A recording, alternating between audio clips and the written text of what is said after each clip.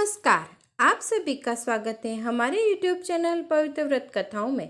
आज मैं आप सभी को ऋषि पंचमी की व्रत कथा ए विधि विधान सुनाने जा रही हूँ। भाद्र मास की शुक्ल पक्ष की पंचमी ऋषि पंचमी कहलाती है। यह व्रत जाने अनजाने में हुए पापों का पश्चाताप करने के लिए स्त्री पुरुष दोनों को करना चाहिए। व्रत करने वाले को गंगा नदी या अन्य किसी नदी तालाब में स्नान करना चाहिए। यदि संभव न हो तो घर के पानी में गंगा जल मिलाकर स्नान कर लेना चाहिए। तत्पश्चात एक पाटे पर तांबे के पात्र में जल भरकर अष्टदल कमल बनाकर अरुंधति सहित सप्त ऋषियों का पूजन कर कथा सुने तथा ब्राह्मणों को भोजन कराएं। उसके पश्चात स्वयं भोजन करें। इस दिन फलाहार किया जाता है। फलाहार में बिना जोता हुआ धान खाया जाता है। कथा इस प्रकार है। एक ब्राह्मण था। वह ऋषि पंचमी का व्रत रखा करता था। पवित्र नदी में स्नान करके घर लौट रहा था। मार्ग में भूदेव को ऋषियों के दर्शन हुए। पूज्य भाव से ऋषि की वंदना करके अपने घर भोजन के लिए निमंत्रित किया। ऋषियों ने ब्राह्मण से कहा, हमारे तो 12-12 वर्षों के व्रत हैं। व्रत का पालना करना है, इसलिए रसोई पवित्र स्थान पर पवित्र मन आचार विचार शुद्धि से बनानी है। यदि आज पालना न हुआ तो पुनः 12 वर्षों का उपवास होगा। ब्राह्मण तो अपने घर पहुंचा। अपनी धर्मपत्नी को कहा कि आज मैंने ऋषियों को भोजन के लिए न्योता दिया है, इसलिए तू शीघ्र ही भोजन तैयार कर। धर्मपत्नी को भोजन बनाने का आदेश देकर वह ब्राह्मण तो बात चला। किस्मती से ब्राह्मण की पत्नी मासिक धर्म में आ गई। घड़ी भर चिंता में सोच में पड़ गई।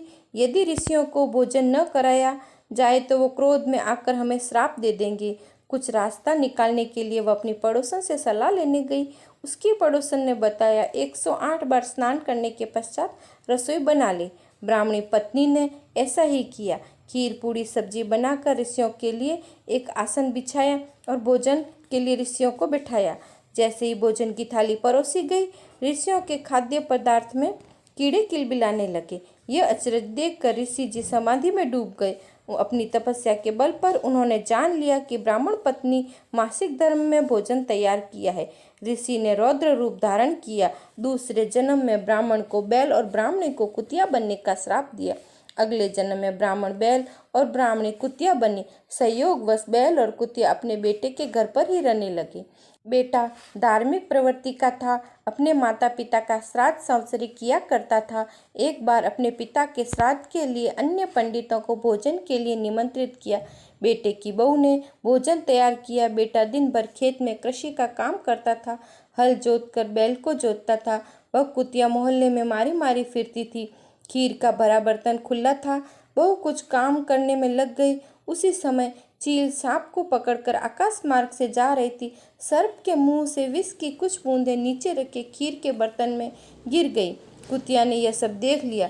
विषैली खीर खाने से परिवार के अन्य सदस्य और निमंत्रित पंडित मर जाएंगे। यह सोचकर यह बड़ा पाप मेरे बेटे बहू को लगेगा। हमने तो अपने कुकर्मों का फल भुगत रहे हैं। बहू को आती देखकर कुतिया ने तो खीर पर झपट्टा डाल दिया। बहू ने यह देखा कि बहू डंडा लेकर कुतिया को बुरी तरह मारा, बुरी तरह पिटाई की। खीर जूठी थी, बाहर फेंक दी गई।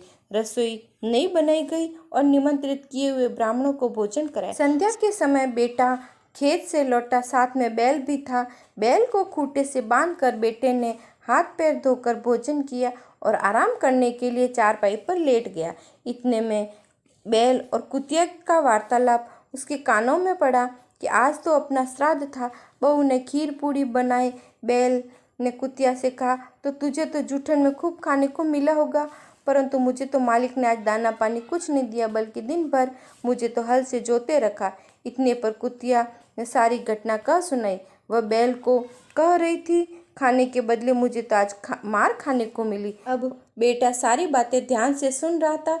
उसने पत्नी को सारी बात बताई कि बैल तो मेरे पिताजी हैं और कुतिया मेरी माँ है।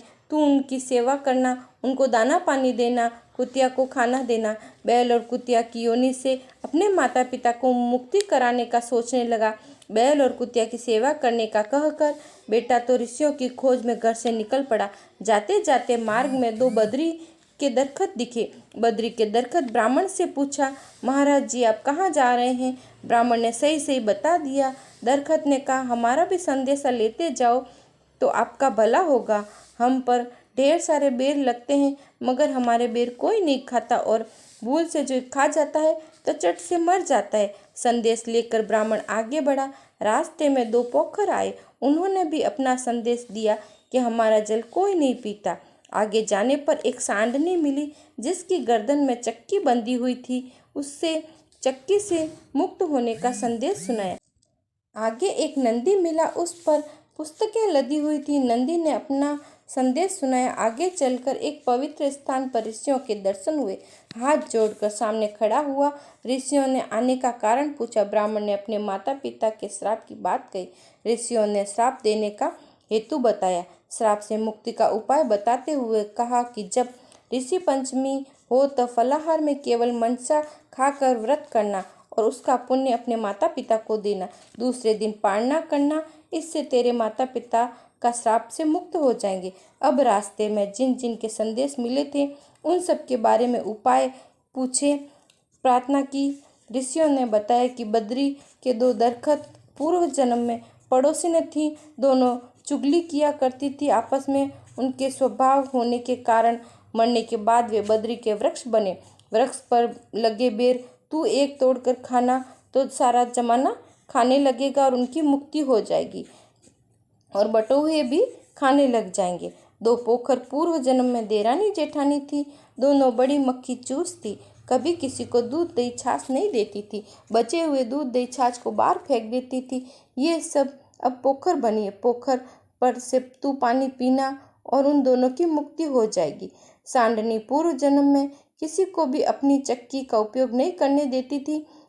तेरे उस चक्की से स्पर्श करने से ही सांडनी की मुक्ति हो जाएगी। जो नंदी था वह पूर्व जन्म में पंडित था, 14 विद्याओं का ज्ञाता था। फिर भी वह किसी को अपने एक भी मंत्र, एक भी श्लोक का ज्ञान नहीं देता था।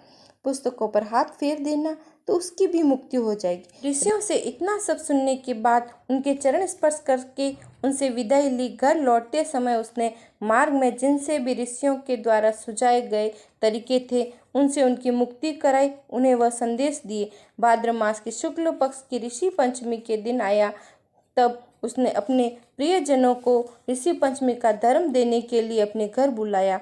अबोट में मनसा का फलाहार कराया और दूसरे दिन व्रत का पारना कराया। अब बैल और कुतिया की मुक्ति हो गई है। उसके माता पिता बैकुंठ को चले गए हैं। यह व्रत रखने वाले को इसका पुण्य मिले, यह मेरी सप्त ऋषियों से ऐसी मेरी प्रार्थना है। जय सप्त ऋषि। आप सभी को मेरी कथा पसंद आई हो तो प्लीज़ लाइक, शेयर, सब्सक्राइब कीजिए और कमेंट बॉक्स में डालिए कोई नई कथा सुनना चाहते हैं। धन्यवाद। जय श्री कृष्ण।